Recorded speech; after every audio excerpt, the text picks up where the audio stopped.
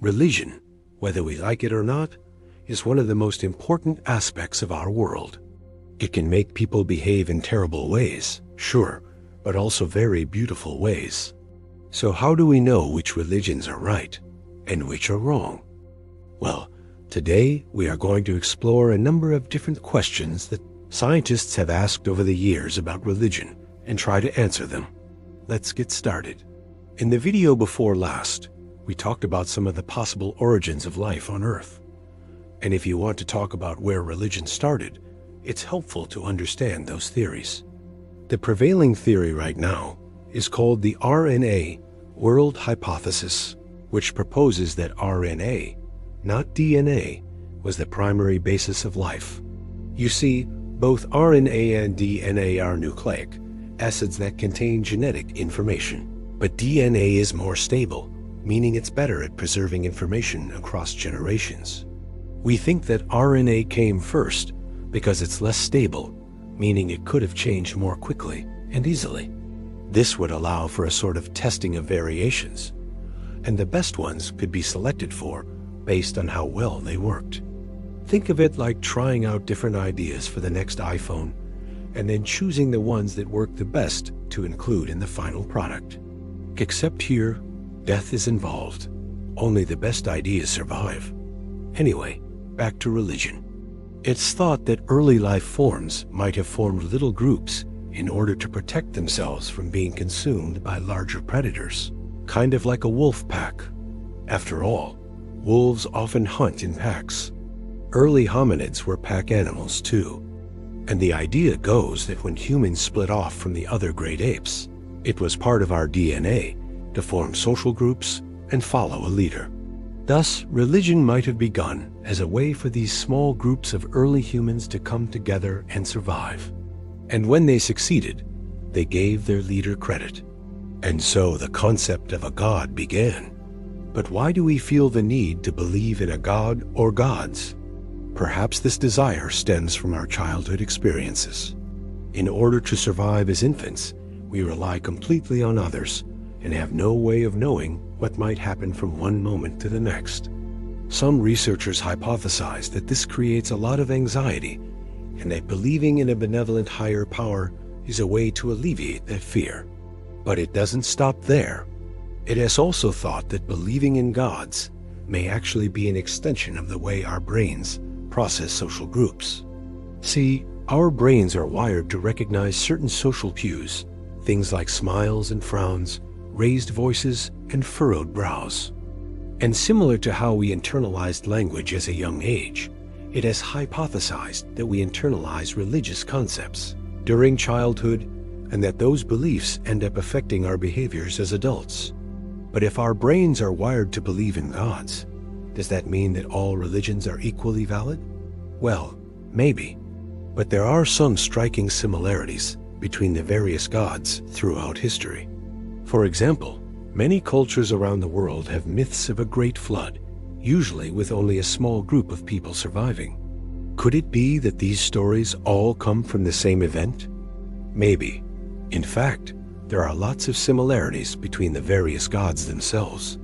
Many cultures have gods that are associated with thunder and lightning, such as Zeus and Thor. These gods are often powerful and occasionally vindictive, just like the natural phenomenon they represent.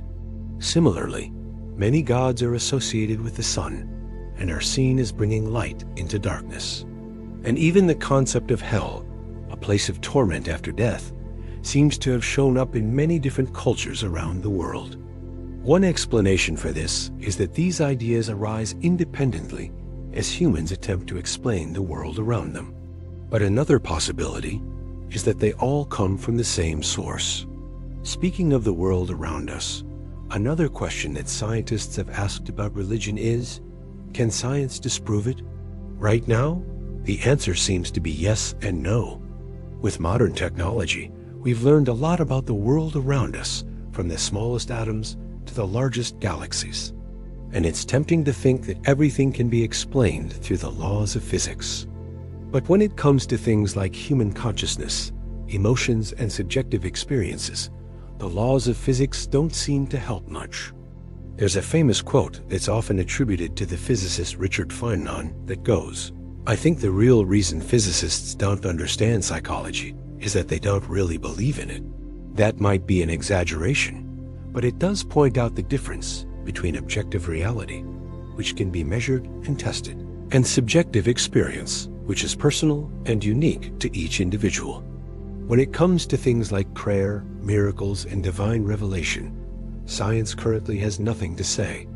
It's impossible to design an experiment that could test any of these phenomena under controlled conditions. And that means that science can't prove or disprove them. However, science can explain a lot of what happens in the natural world. And there are some people who argue that if a particular phenomenon has a scientific explanation, then it can't also be a miracle. Here we run into the classic science versus faith debate. Faith is often seen as the opposite of science, since science relies on evidence and testing, while faith is based on belief and personal conviction. But there might be a way to reconcile the two. The philosopher and scientist Albert Schweitzer once said, "Man can learn more and more about the secrets of the world, but he will always be confronted with that which he cannot know." Thus, science without religion leads to a starved humanity. But what do you think? Can science explain everything? Another question scientists have asked about religion is whether it has been used as a tool for social control. Throughout history, there have been countless instances of people using religion to gain power over others. For example, the Crusades were a series of religious wars sanctioned by the Pope that took place between the 11th and 13th centuries. They resulted in the deaths of hundreds of thousands of Muslims, Jews, and other Christians who were seen as heretics. Another example is the Spanish Inquisition, which was a period of time in the 15th and 16th centuries when the Catholic Church sought to purge Spain of non-Catholics and those who had converted to Catholicism but were suspected of still practicing their old religion. During this time, thousands of people were tortured and killed. More recently, we only need look to the fundamentalist regimes in Iran and Afghanistan to see how religion can be used as a tool for social control. In both countries, the government uses religion to justify oppressive laws and policies. Women are often the primary targets of this oppression, being denied basic rights and freedoms simply because of their gender. So it seems clear that religion can be used as a tool for social control. But whether it's ever been the primary purpose of religion is a more difficult question to answer. Some scholars argue that religion has always been about power, while others claim that religion is ultimately about seeking the truth. Ultimately, it's up to each individual to decide what they believe. But what about miracles and the supernatural? Scientists have long been skeptical of claims of miracles, which are often used as evidence for the existence of God. A miracle, by definition, is an event that cannot be explained by science. But scientists point out that just because something has not been explained by science does not mean that it is supernatural. For example, until the mid-19th century, the existence of microorganisms was unknown. As a result, diseases like cholera and tuberculosis were believed to be caused by supernatural forces. However, once we learned about germs, we were able to develop vaccines and antibiotics that could prevent and treat these diseases. So what seems miraculous in one century can be commonplace in the next. Of course, there are some claims of miracles that have been thoroughly investigated and continue to baffle scientists, such as the Shroud of Turin, which is a piece of linen cloth that bears the image of Jesus Christ's face.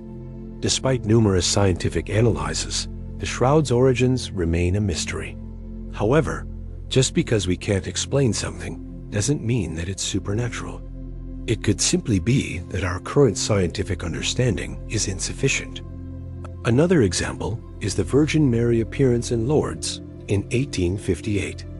According to the 14-year-old Bernadette Soubirous, who reported seeing her, the Virgin Mary told her that a spring should be dug at the site where she appeared so that the sick could drink from it and be healed. Soon word got around, and thousands of people started showing up to drink from the spring and were supposedly cured of various illnesses.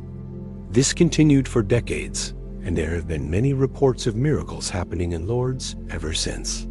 Some of these have been officially verified by the Catholic Church.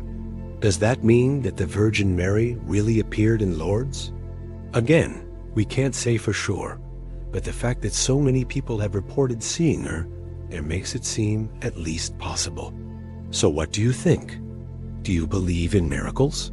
Another question that scientists have asked about religion is whether near-death experiences can be used as proof of the soul. You see, near-death experiences are often described as being out-of-body experiences in which a person sees their body from above or is transported to a tunnel of light. Some people even report seeing a life review in which their entire life flashes before their eyes. But these experiences can also be explained through science. When someone is near death, their brain can go into a state of panic, causing them to perceive things that aren't really there. In fact, many of the elements of near-death experiences have been recreated in laboratory settings by depriving people of oxygen or inducing seizures. So while near-death experiences can be powerful and moving, they probably don't prove the existence of a soul. Finally, let's consider the question, can there be religion without a God? Some major world religions, such as Buddhism and spiritualism, don't have a god or gods. Instead, they focus on things like reincarnation and karma. Now, it is true that many of the world's religions have been corrupted over time by those seeking power and money. But that doesn't mean that all religion is bad. In fact, many religious people are working hard to make the world a better place. They're volunteering their time, helping those in need, and trying to make a positive impact on the world around them. So what do you think? Can there be good religion without a God? So today, we explored a number of different questions that scientists have asked about religion. We learned that science can explain a lot about the world around us, but it can't prove or disprove the existence of God. We also saw that religion has often been used as a tool for social control, but that doesn't mean that all religion is bad. Finally, we considered whether there can be good religion without a God. This is obviously a complex topic, and there are many different perspectives on it. What do you think? Do you believe in God? And if so, which God? Or do you think that all religion is just an illusion? Let us know in the comments below.